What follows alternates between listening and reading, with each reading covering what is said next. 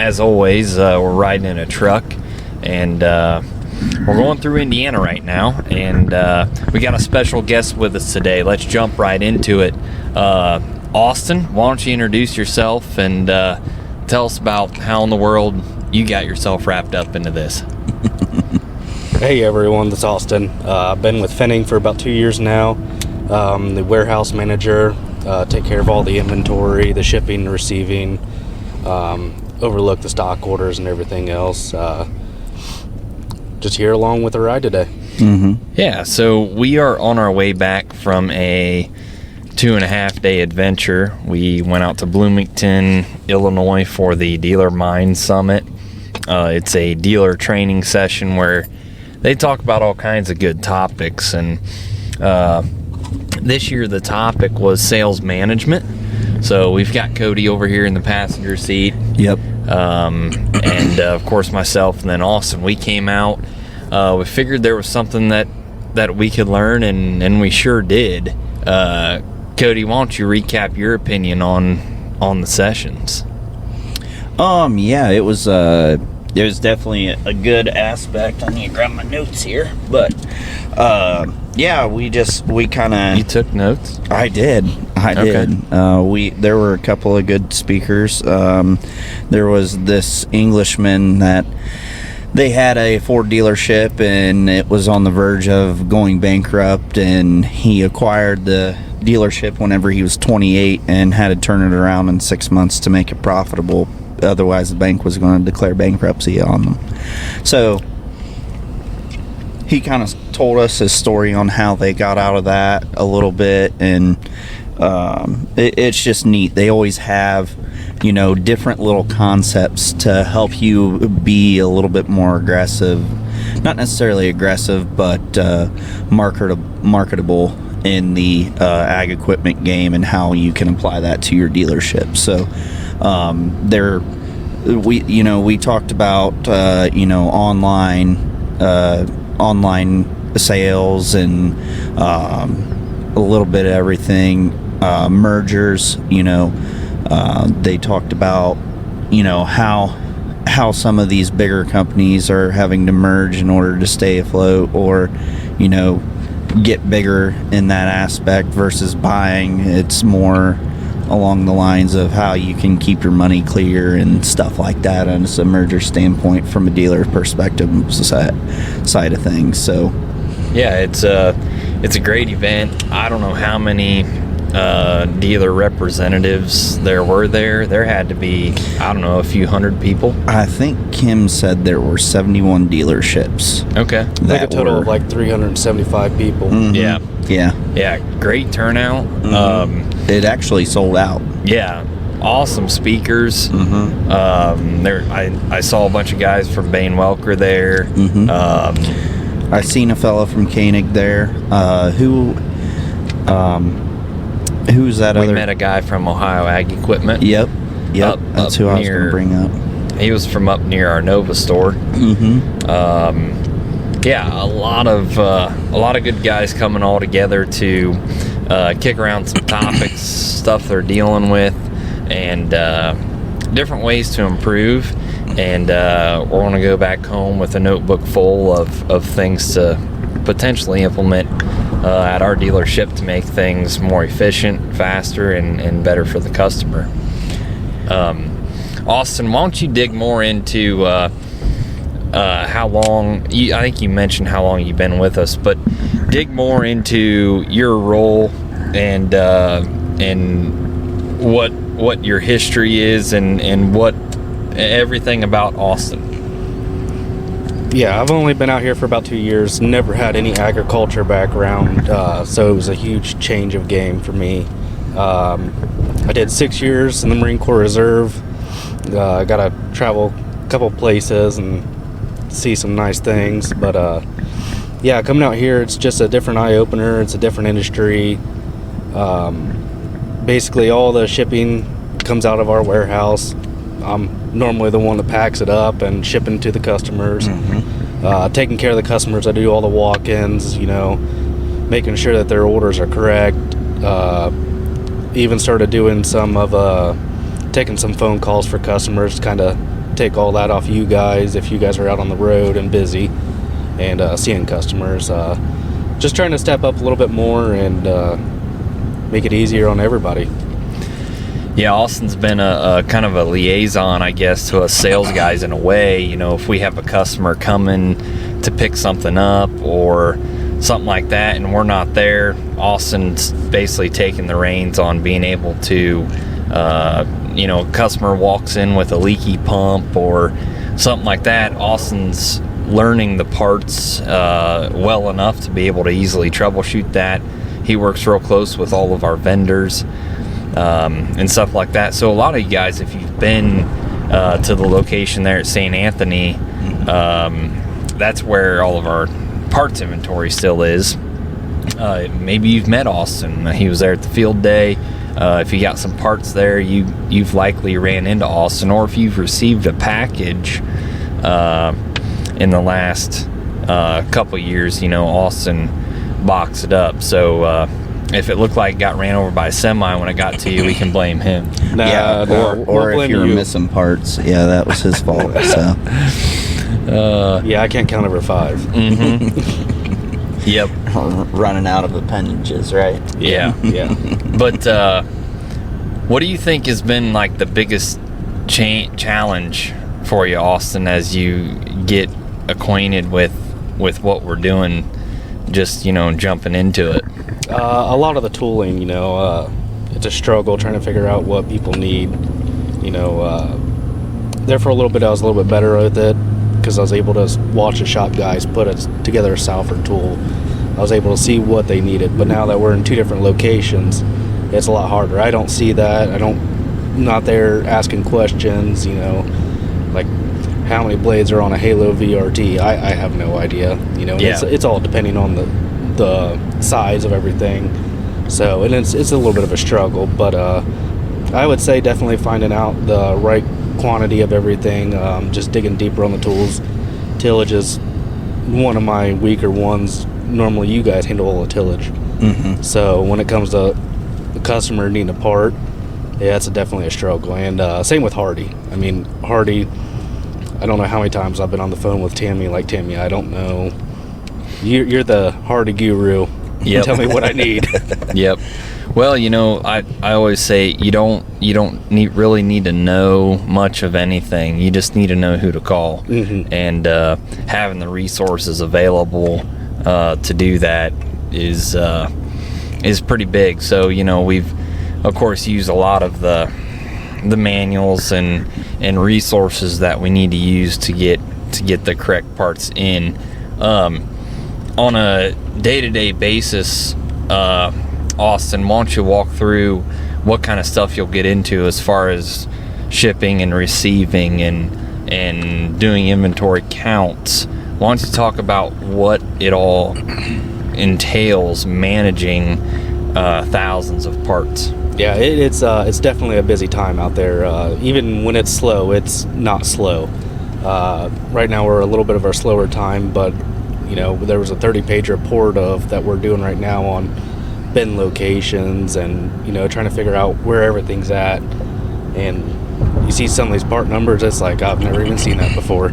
Yeah. You know, and it's definitely a struggle. I mean, like, here we are doing an FE4R, and I've never pulled anything for an FE4R before, and it's definitely a challenging time, and even for the guys that have done it, because they don't do them very often. Right? Yep. So, but yeah, it's definitely a very busy time. You know, we can get 100-piece order from Yetter. Well, here it is. It's broken down into a kit, and yeah, you got 100 pieces of everything, but there's 12 different pieces that go with it. So you're looking at a whole day of counting, and then dealing with customers walking in, unloading another truck, then receiving parts in from UPS. You know, being a one-man team out there, it definitely is a struggle sometimes. But you know, Lydia's been out there helping out quite a bit, doing a lot of the counting and everything else. Yeah, I think a lot of people overlook what it takes to manage inventory. I mean, we talked about it a lot between the three of us the last few days that, you know, your cash is tied up in inventory. Oh yeah. inventory is a little different than whole goods. For example, a lot of these Salford tools and spreaders and larger inventory items, we get some rope, I call it, from the manufacturers. It can sit on our lot for months at a time before it's actually due to the manufacturer, the invoice, that is.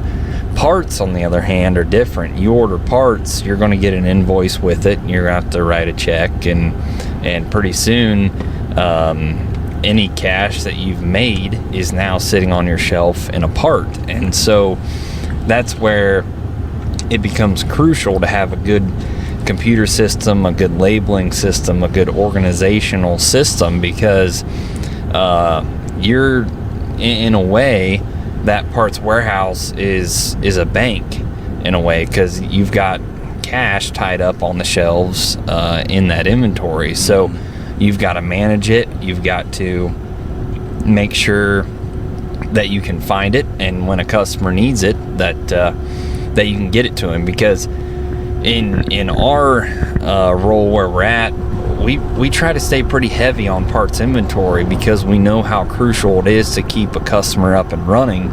So a big part of what Austin does is not only ship and receive, but keeping track of that stuff. Where did it go? Are we low?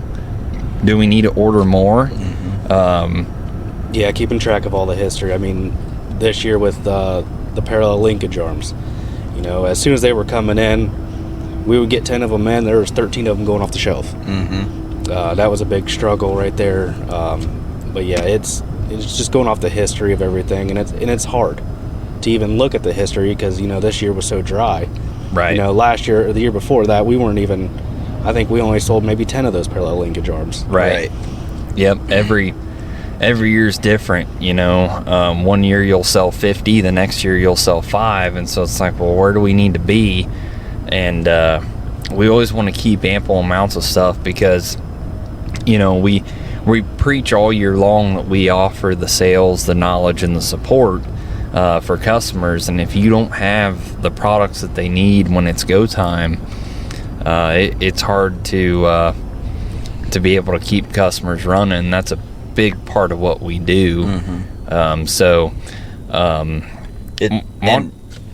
It's kind of a struggle in a way, to where if you don't have the part, you feel like you've let that customer down, and you're just like, you're like, well, I don't have it. And well, it's like, well, whenever you sold this to me, you said that you were going to have it. And I was like, well, there are some other factors that go into that. I'm not the you're not the only one that I've sold this particular part to, and it happened to be that we ran out here the other day and we got them on order. They're coming, but we try to do the best job that we can on staying ahead of that. And Austin does a very good job of trying to keep track of all that information as far as what needs ordered and stuff like that. So kudos to you on that. Thank you. And luckily, we typically have something that we can make a part work on. I mean, we may not have that one parallel arm, but we've got a complete unit,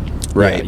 So it's pretty rare that a guy's really truly down and out for quite some time. Yeah, I mean, I would say the average turnaround, I mean, we can get a guy, if he calls, I mean, I would say within at least 24 hours we can get him back up and running, if not sooner than that. Yeah, pretty easily. Austin, why don't you talk a little bit about the transition into Wabash and what that's going to look like here in a couple of years when we get that place up and rolling? Oh, I'm very excited about that. I think it's going to help out a lot with our inventory. We'll be able to be more organized, have a better idea, keep everything together. I mean, if it's a Magnum part, it's going to be right there with the Magnum part. You're not walking 700 different steps to get 4 different parts. I think that'll be very beneficial. Definitely a lot more room. Everything's going to be, a lot more stuff's going to be inside. It's no trying to guess, is it out back somewhere, or where is it at? Is it down at Wabash? Is it down here in the warehouse? So it'll definitely be a lot easier. Right now it's definitely very challenging. You have some parts down at Wabash. Excuse me. Have some parts down at Wabash. You still have some parts at the farm, and then you still got units sitting out back. It's hard to keep track of all that. Mm-hmm. So definitely having the more space. We're looking to get it real organized, a lot more friendly. Basically, to where everything's going to be labeled.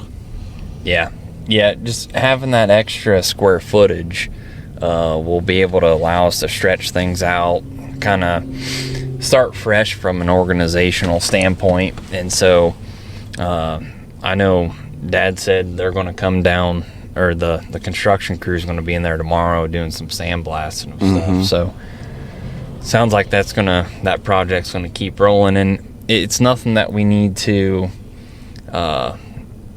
push the pedal on, because I want to take it nice and slow and make sure it gets done right. Yeah. The first time. And so it'll take some time, but it'll save a lot of time when it's up. So we need to get in there tomorrow when that construction crew's in there and make sure that they know where that drive-through is going to go. Mm-hmm. Oh yeah, that drive-through window. Yep. Well, I think it needs to be like a carry-out. We just need to have a drive-through bay, so when customers roll in, they can just have their parts drive right in through. That'd be pretty sweet, wouldn't it? Oh yeah, Adam's Be all awesome. about this. We'll have to see if we can pull some strings on that. That'd be pretty dang handy. I mean, we've got the ice cream machine up and running. I think we can have a drive-through parts. We're gonna give Dairy Queen a run for their money. Yeah, I think so. I mean, get an ice cream cone and some Salford blades. Yeah, for sure. All in one-stop shop. Mm-hmm. Well, hopefully we're not handing out 70 Salford blades through the window. Right. That'd be a struggle. Yeah, for sure. No, I think just with all of that, trying to take it slow. Granted, growth is a very crucial issue as far as whenever your company is growing at the rate that we are, and trying to take it slow and make sure that it's right for years to come will be probably the most crucial part of that whole acquiring that asset as far as building us as a company, I think. Yeah. So taking your time on it, making sure that it's right, making sure that it's kind of a foolproof system to help everybody, not only just Austin, but all of us as far as a team. And that, that's the whole point with that. So Yeah, we want to get it to where if somebody's not in the warehouse, if need be, one of the office ladies can look up that part number and go right straight to that location. Mm-hmm. And know exactly where it's at. Yep. Mm-hmm. Yep. Yeah, the computer systems play the other crucial role into what we're talking about. Mm-hmm. For sure. Austin, whenever you got hired, did you ever think it would be anything like this? No, I knew it was going to be a challenge, and I mean, I love challenges, so it was definitely a challenge coming in. But I mean, just like Cody was saying, the growth. I mean, just in the past 2 years of me coming in, it's crazy of how much we have grown. Our customer base. I think they just did a report the other day that there's only one state that we have not shipped to, and it's been Nevada. Mm-hmm. Interesting. I didn't know that. Yeah, that's the only state in the United States that we have not shipped to. We've shipped to Hawaii and Alaska? Yes, we have. Really? Yep. Did not know that. Cool. So Cool. yeah, it's definitely been different. It's been a challenge. I mean, with how dry we were this year, I mean, it was slammed this spring. Going into summer, it's been busy. In here a couple years ago, we were real big on the cover crop seeders, and it's kind of died down a little bit more. But it's nice to have that little bit of a die down, like we're doing that report right now, and trying to get everything figured out where it's at. Yeah, because this summertime's always a little bit slower for us, but it's going to heat up here real quick as we approach fall. I mean, we've already started to ship out some Devastators, and that deal is going to keep cruising right on as we get into fall time here and combines start rolling. Yeah, I mean, we're already here. We're in the beginning part of August. Today's August 2nd. I mean, here in about a month and a half, I mean, guys are going to start harvest, at least in the southern part of the state. Right. Yep. So, you know, it'll heat back up here real quick, and it'll be here before we know it. Mm-hmm. You know, it doesn't seem like that. It takes, you know, a month seems like it's a decent amount of time to get prepared and everything else and whatnot. But, you know, you look at that time period, you know, a week can fly by pretty quick, especially if you've got a couple of service calls and a couple of trades and a few of these to go look at and deliver some parts, and well, before you know it, the month's over with. Yeah, basically you wake up and here you are. Mm-hmm. You're in September already. Yep, and you know, we've got field days coming up that we're going to be at, so it's going to be a couple of crucial days where, you know, it's going to be burn up, and then bang, before you know it, here's Farm Science, and it's the third week of September. Right. Yep, it's going to roll right on through. Mm-hmm. What do you think that you enjoy the most out of it, Austin? The customer interaction and learning. I mean, Yeah.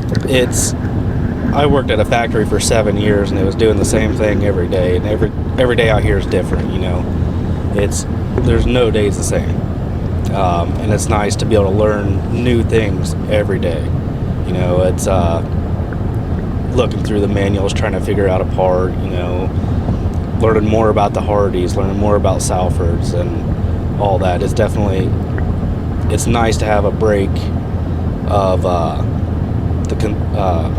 complacency every day and Right. doing a factory job. Right. Yeah, it'll definitely keep you on your toes. Oh, it does. There's no 2 days the same, that's for sure. And And I definitely get my steps in every day, that's for sure. yeah, Yeah, yeah. that's good. Yeah, I figured, you know, in there's plenty of walking around to be done, or running, whatever you want to call it. Mm-hmm.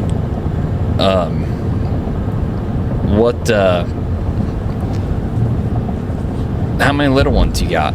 I got two. I got a 4-year-old daughter and a 2-year-old son. Well, 4-year-old's about to turn 5 here next week. Okay, yeah. So if you didn't get your steps in at the warehouse someday, you'll go home and get them in. Usually, yeah, with it being nice out there, the bike rides and everything else going on. So, yeah, I think I might run a little bit more at home than what I do at work. I think I walk more at work. But, yeah, they keep me on my toes, too. Yeah. At least when you go home, you only have to count to 2. Oh, there's one. Oh, where's the other? Oh, there she is. Yeah. It's still hard to count to 2 sometimes. Mm-hmm. Yeah. It's bully. Yep. Yeah. For sure. Ask Cody. Yeah. Yep. Yeah. Well, cool. Yeah, it's been a good week out here. I think we learned quite a bit of different things that we can take back home to the dealership, and I think they've been having that dealer summit for, I don't know, I think 6 or 7 I think years. this was the 6th annual one. Yeah, and yeah, there's always something to learn. Like if you look at our dealership, a lot of fundamentals and basis of what we do, we've learned from that and taken back to the dealership and tried to implement it. Mm-hmm. And so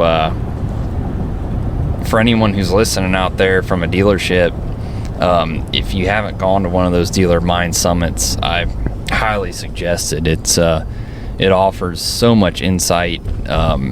You meet so many people that are just like yourself. They fight the same fight and struggles every day, and a lot of them have got some really good insights Mm-hmm. onto what's going on in their world, and it's probably the same struggle that you're fighting. So there's a lot of tips you can pick up and bring home. So Yeah, and I don't think it matters how big your dealership is. It's pretty well molded to try to fit every type of dealership that is out there, whether you're a 2-store mom and pop ran operation, or if you're a 40-store operation going across 7 different states. It's implemented for everyone. So I think if you do go, you definitely pick up things that you can definitely take home and implement into your dealership, not just on a bigger commercial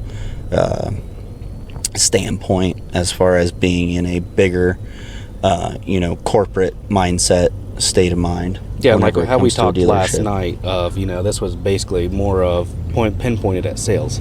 Right. But there was a lot of good information even out there for even the parts guys. I mean, Yeah. we learned a lot there. Mm-hmm. And it's definitely nice to learn more than, I don't ever see what goes on the sales side, really. It's just what's ever in and out of that warehouse. Yeah. But there's a lot that goes on, and even I learned quite a bit out there, even doing sales. Mm-hmm.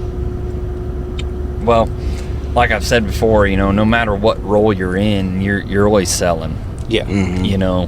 Whether it's the girls in the office picking up the phone, it's how you treat the customer. You're always promoting the business in a positive fashion. So in a roundabout way, everyone's in a sales position, because the service guys, if they're not fixing stuff the right way or treating the customers right, it's going to be pretty hard to sell to them again. So everyone's in some sort of a sales position, and everyone, sales is sure, the salesmen are the front line with the customers, but in order to sell something to that customer, it takes everyone behind them. Yeah. Exactly. It takes the guys in the warehouse, it takes the guys in the shop, the girls in the office. Everyone has to be clicking. Mm-hmm. It doesn't even stop within the dealership too.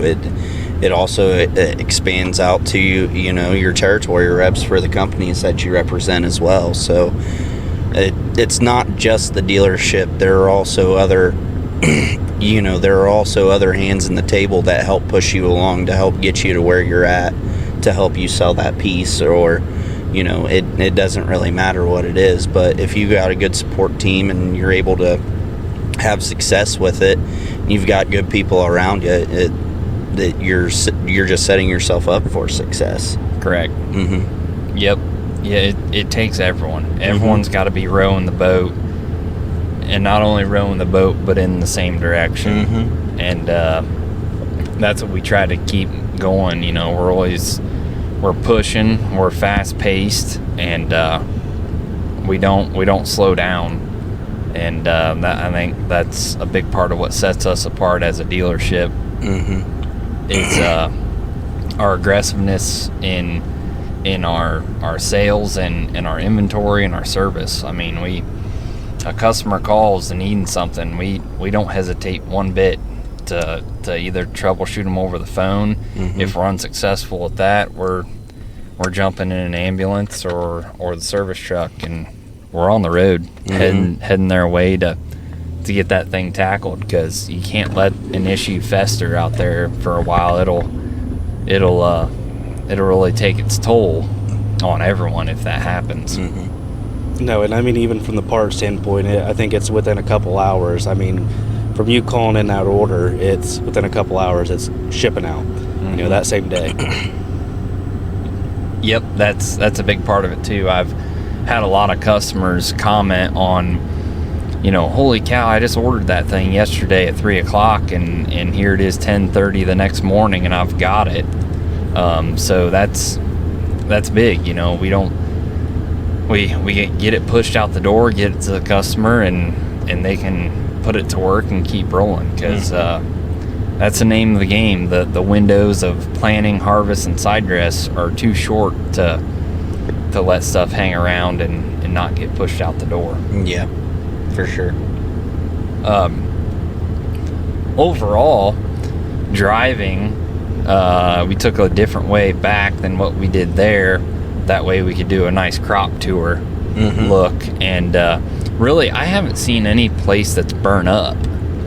No. Not burn up by any means. I mean, there are definitely sections of the states that look better than others, but overall, I think everybody's still, from what we've at least seen, I think everybody is going to be, I wouldn't say well off, but they'll at least be able to average a decent yield this year. I think so. I mean, I saw a few places that were burnt up. It was pretty short-lived. Yep. But most places, the grass is green. It's been mowed recently.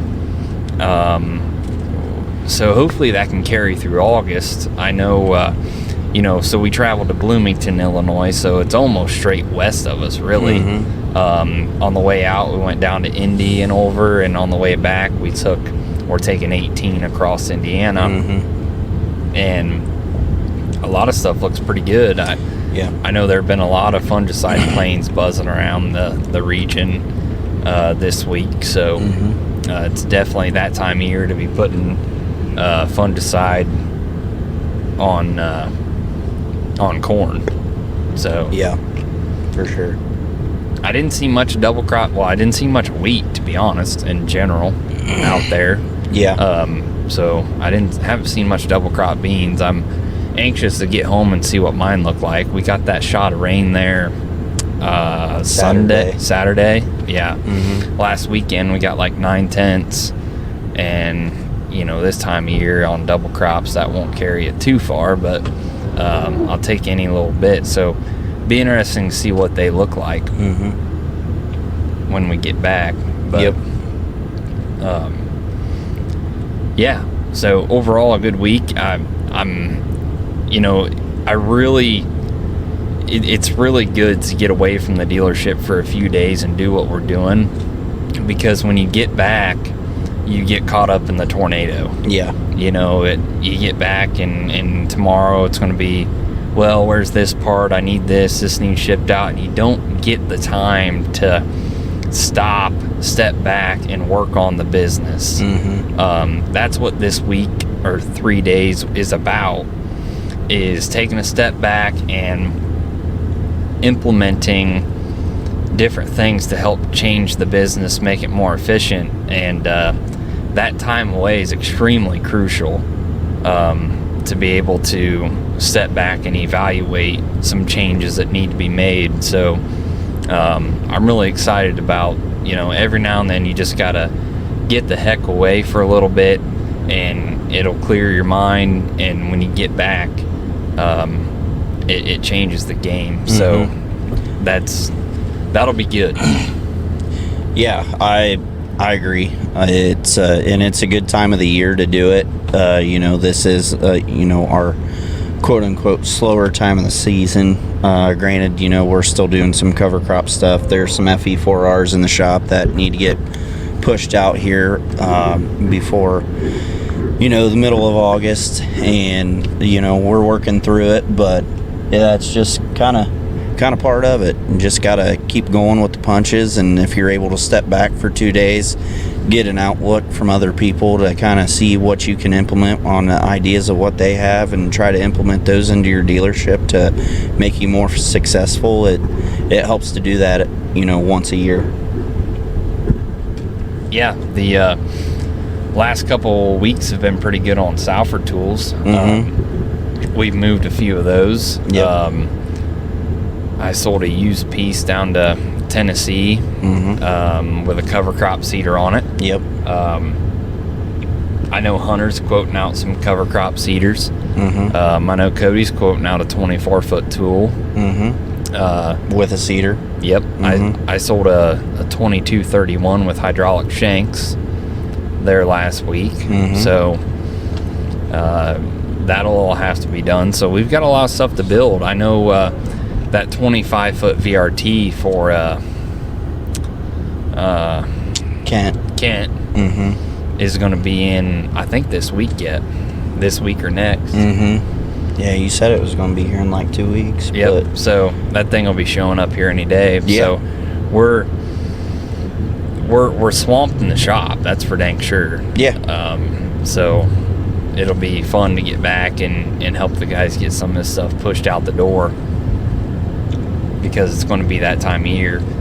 County fairs are going on. Our county fair starts here in a couple weeks. So that's always a fun time of the year. Yep. But yeah, overall crops look good on the way out, and we don't have much rain in the forecast for back home. I think they're going for rain Sunday now. Yeah, I think there's a 50 or 60% chance, but Not good enough chance. seems like we need about 150 or 60. Yeah, for sure. We need about a good full day of a nice, real steady rain. Mm-hmm. That'd be For just sure. fine. That needs to happen all the way through August for beans to finish out. So that'd be good.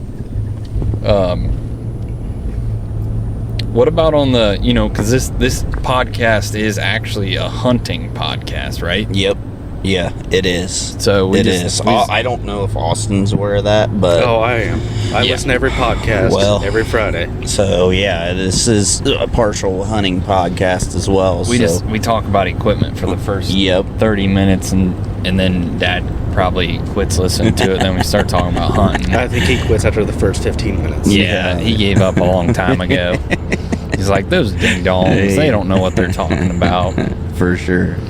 But For sure. And there's a Hagee spread. stretched out. Yeah. 120. Mm-hmm. Doing some beans. I would say fungicide for sure on the bean side. But no, the only thing I want to talk about on hunting was a couple things. We've got some trail cameras out now. It's that time of year. Yep. Bucks are in velvet. Mm-hmm. They're hanging around bean fields. It's easy to get some of them pictures right now.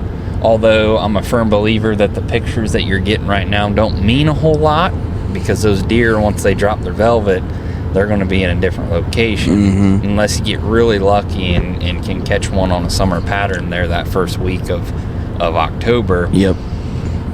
But the other night, give you the old Houdini slip. we did get a coyote on trail cam.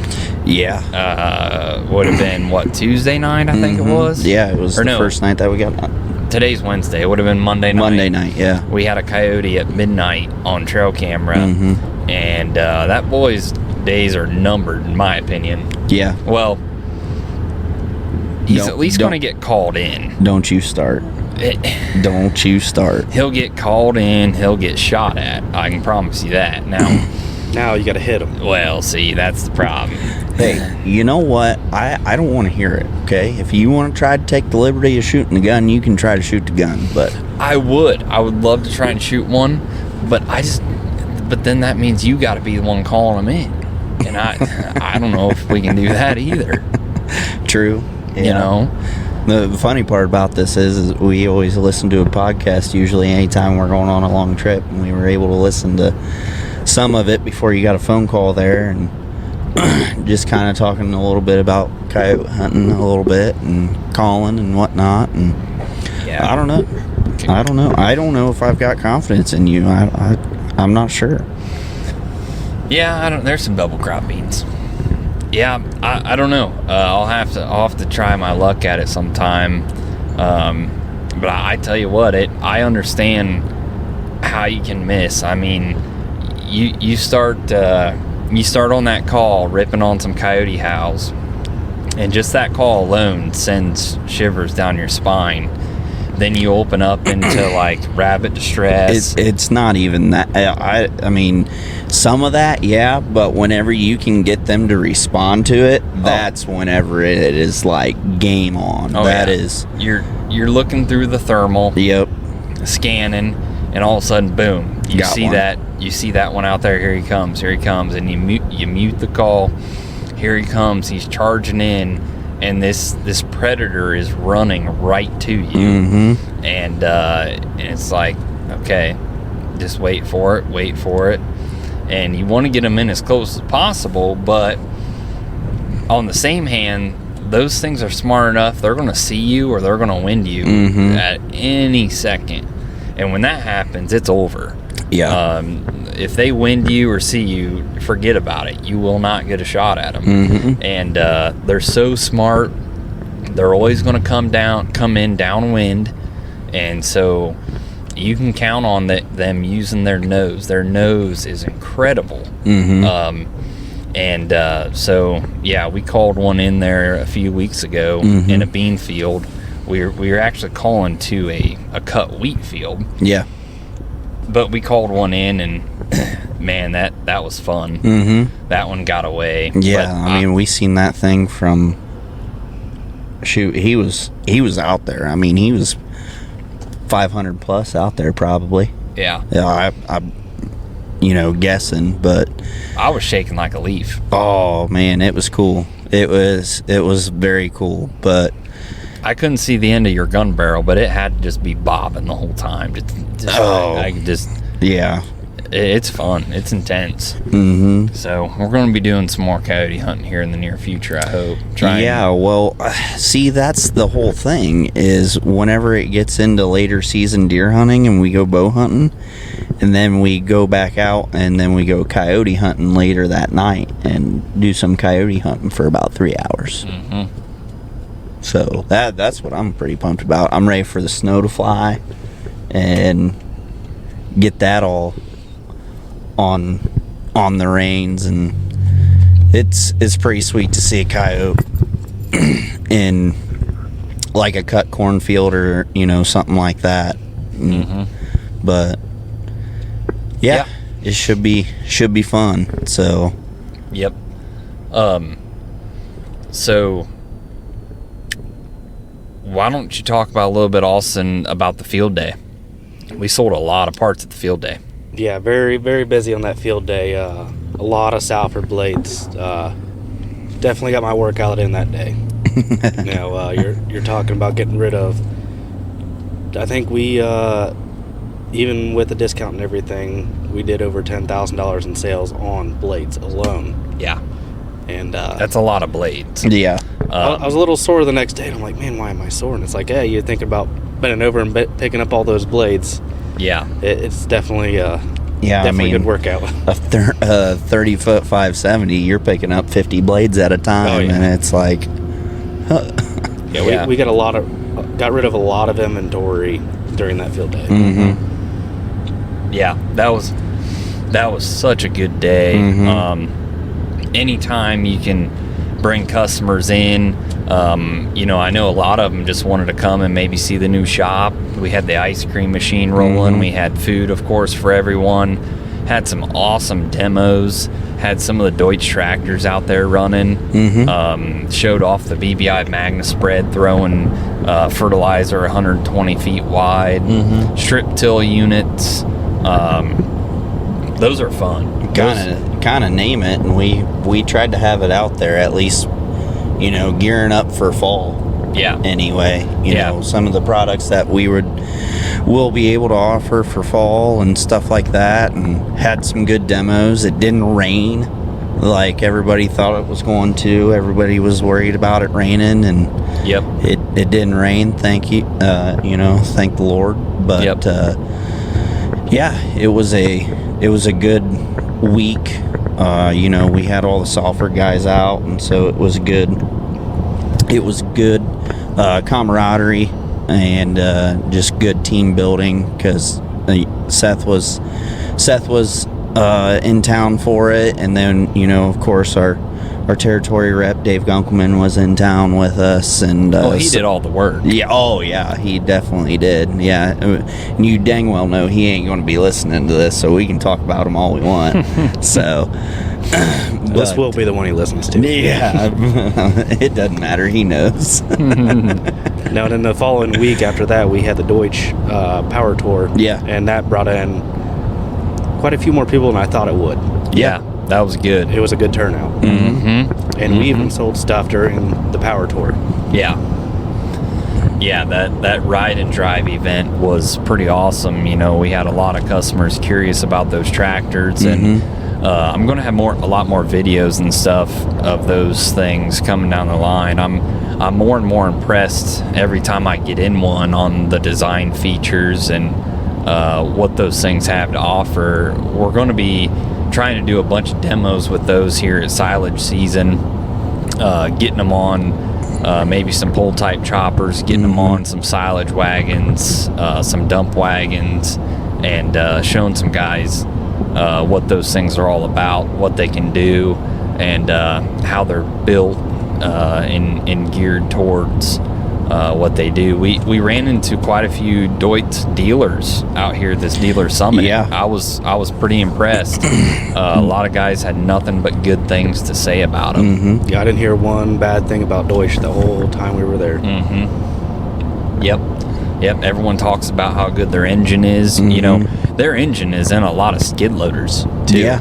Mm-hmm. So, yeah, they make really good stuff. They're not a mainstream tractor, but I'd put them up against anyone, especially on the price point. The price point, they blow some of these tractors out of the water. The utility side of things is where, you know, those tractors are very price point competitive, and they've got all of the options that you could ever want on a nice utility tractor, you know, under that 150 horsepower range. So I mean, and they go all the way up to over 300. Yeah. So yeah, and a lot of the dealers, they even hit on the customer service from Deutsch. I mean, even like their parts website, it's so user friendly. It's an amazing tool to have. Yeah, that's what I was going to ask, Austin. You're a lot more familiar with the parts side of Deutz. What's that like? Oh, it's just playing around with it for right now, but it is very user friendly. Basically, on that website, I can find out if that part's even in the U.S. So then right there, I know if it's going to be back ordered or not. And that's very helpful.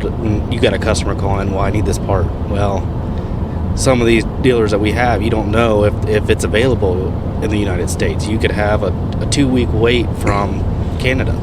Right. You know, if it gets stuck at the border, I mean, you know, you think it's only going to be 4 or 5 days. Well, 2 weeks later, you're still waiting on it. Right.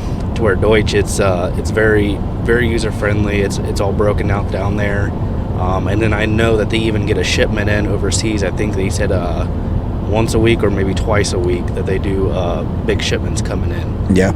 So as long as they keep it coming, then I think we'll be set on parts. Yeah, they get it coming across the pond. I know here in like 2017, 18, 19 time frame, they acquired a warehouse that is just north of Atlanta, Georgia, and you know, they've got that thing stacked up to the bone in parts, so that way it's easier for the dealers to access their parts, so that way they don't have a guy down, because you know, silage season coming up and a guy breaks down and he's trying to chop silage, he doesn't want to be down longer than what he has to be. So being able to have the availability to get that stuff to us in a pretty quick manner, as long as it's still in Georgia, I mean, we're Right. looking at maybe three to 4 days of us receiving it, as long as it's placed at that time of or cutoff. next day air too, to get it to us. You know, it's going to be probably a 3-day transit by the time it takes a ride on the brown truck or the brown plane. But it's definitely from a salesman standpoint and a parts manager standpoint in your position, that it brings a lot of relief to the company as far as that. Yeah. Yeah, there's no guessing. It's, well, you'll see it in 2 days. Yeah. Well, then you got your customer calling, well, you said it was going to be the 2 days. Well, you didn't realize that part was back ordered, you know. Right. To where now we have a general idea of what they have, to where we can let the customer know, hey, they didn't have it in the United States. We'll let you know as soon as they come in. They'll ship to us. Yep. And that's one thing that's really nice about their parts lookup tool. Basically, if you have any idea as far as what that part is even connected to, it gives it a good breakdown. It shows you the layout, shows you how long it should take you, how to, you know, it tells you, gives you a rundown on how to fix it. So it's very, very, very helpful and a very resourceful tool that they were able to implement there on their side of things. They said they spent a lot of time on the service side, and it shows. Yeah. I mean, Adam, if you ever get a chance to play around with the website, you need to. Yeah. I did some messing around. I think I placed the first Deutz order for some parts the other day, and Ashley kind of helped me through it a little bit, but we were kind of toying around with it, and just how they have it all broke down and laid out, and it doesn't matter what model of tractor it is. as long as it's in that system, it shows you the breakdown, how to fix it, what the steps are in the process, and gives you the part number and tells you how many you need and what to order. Yep. So It's a line we're excited about. yeah, It'll for sure. add diversification to our portfolio, and it'll add some shop time revenue, and Yep. and it'll be good all around. So I don't know what else you guys want to talk about. Anything? Well, we're about 20 minutes from home, Yeah. so that's nice. Yep. Good 4.5 hour drive, and we're almost home. So, But Adams drove it all. oh yeah, yeah. Right. Adam's driven it all, and Austin and I didn't even make it to the actual Dealer Mine Summit. Yeah, they were sleeping the whole time. Yep. I mean, those were some nice hotel rooms. I don't know why you want to leave. Yep. Right. This is true. Yep. For sure. Beds were comfy. Mm-hmm. We ate like kings. Oh yeah. It was good food out Oh there. yeah. If anybody is up in the Bloomington area, they need to check out the Brass Pig. Oh, The yeah, Brass that was Pig. phenomenal. That was good. Yeah, barbecue joint. Man. It was definitely based around some college kids. It actually reminded us of a bar in Columbus that we used to go to quite a bit and get food there and stuff like that. But yeah, it was a great place. It was very, very good. Yep. Would highly recommend. Yep. Got to hit up the Brass Pig. Yep. But There's Mikhail Baylor. yep. Well, other than that, I'd say we're good for this podcast. Austin, appreciate you jumping on. Thank you. Not that you had a choice. No. It was either that or you're going to sit back there in silence. Oh no. Can you take the hog ties off now? Yeah. After we're done. Yeah. All right. Well, guys, we appreciate you tuning in, and we're headed home. Going to hit the ground running tomorrow morning, Mm-hmm. and we'll see you on the next one. Yep. Catch Thank you ya. later. Thank you.